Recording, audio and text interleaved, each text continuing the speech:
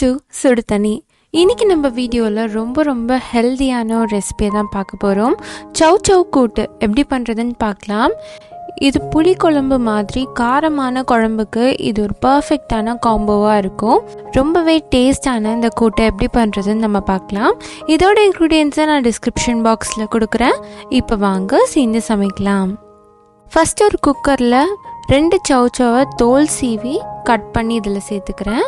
இதில் ஒரு 1/4 டீஸ்பூன் உப்பு, 1/4 டீஸ்பூன் மிளகாய்த்தூள், 1/4 டீஸ்பூன் மஞ்சள் தூள் சேர்த்துக்கலாம். லைட்டாக தண்ணி தெளிச்சுட்டு நல்லா மிக்ஸ் பண்ணி விட்டுருங்க. சவ் நீர் காய்ங்கிறனால அதிலே கொஞ்சம் தண்ணி வரும், அதனால் நிறையா தண்ணி சேர்க்கணுன்னு இல்லை. இப்போ இதை மூடி ஒரு 2 விசில் நம்ம வேக வச்சிடலாம். இப்போ பார்த்தீங்கன்னா 2 விசில் வந்துடுச்சு. இது நல்லா சூப்பராக ரெடி ஆகிடுச்சு. இதை எடுத்து தனியாக வச்சுக்கோங்க. அடுத்த ஒரு மிக்சியில் 1/4 மூடி தேங்காய் சில் சேர்த்துருக்கேன். இதில் 1 டீஸ்பூன் சீரகம் சேர்த்து நல்லா அரைச்சி எடுத்துக்கலாம். இதையும் ஃபஸ்ட்டு ரெடி பண்ணி வச்சுக்கோங்க. அடுத்து ஒரு கடாயில் 2 டீஸ்பூன் எண்ணெய் சேர்த்துக்கோங்க. இதில் 1 டீஸ்பூன் கடுகு, 1 டீஸ்பூன் உளுத்தம் பருப்பு சேர்த்துக்கலாம். இது லைட்டாக பொரிஞ்சதுக்கப்புறமா இதில் 2 வரமிளகாய், கூடவே ஒரு கொத்து கருவேப்பிலை சேர்த்துக்கோங்க. இதோட நான் 2 பெரிய வெங்காயம் சேர்த்துக்கிறேன். வெங்காயம் இதில் நல்லா வதங்கணும். இது கலர் சேஞ்ச் ஆகிற அளவுக்கு நம்ம இனிஷியலாக நல்லா வதக்கிக்கலாம். நீங்கள் எவ்வளோக்கு எவ்வளோ இந்த வெங்காயம் நல்லா வதக்கி எடுக்கிறீங்களோ அந்தளவுக்கு டேஸ்ட் சூப்பராக இருக்கும்.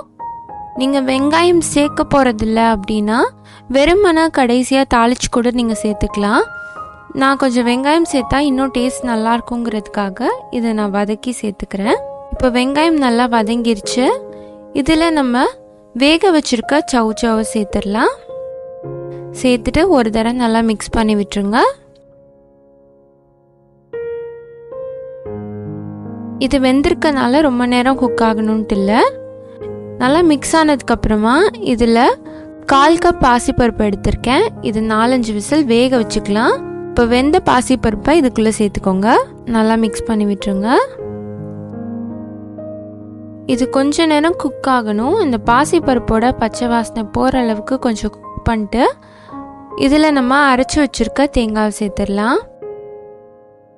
பருப்பு கொஞ்சம் அதிகமாக சேர்த்திங்கன்னா தான் அது கூட்டு மாதிரி இருக்கும், இல்லாட்டி ரொம்ப ட்ரை ஆகிடும். அதனால பருப்பு கொஞ்சம் அதிகமாக சேர்த்துக்கோங்க. இப்போ இது எல்லாத்தையும் நல்லா மிக்ஸ் பண்ணிடலாம். கடைசியாக இதில் ஒரு 1/2 டீஸ்பூன் உப்பு சேர்த்துக்கிறேன். உப்பு பார்த்துட்டு இந்த டைமில் சேர்த்துக்கோங்க. இதை நல்லா மிக்ஸ் பண்ணிக்கலாம். அவ்வளோதான், நம்ம கூட்டு இப்போ ரெடி ஆகிடுச்சு. நம்மளோட சவ் கூட்டு அட்டகாசமாக ரெடி ஆகிடுச்சு.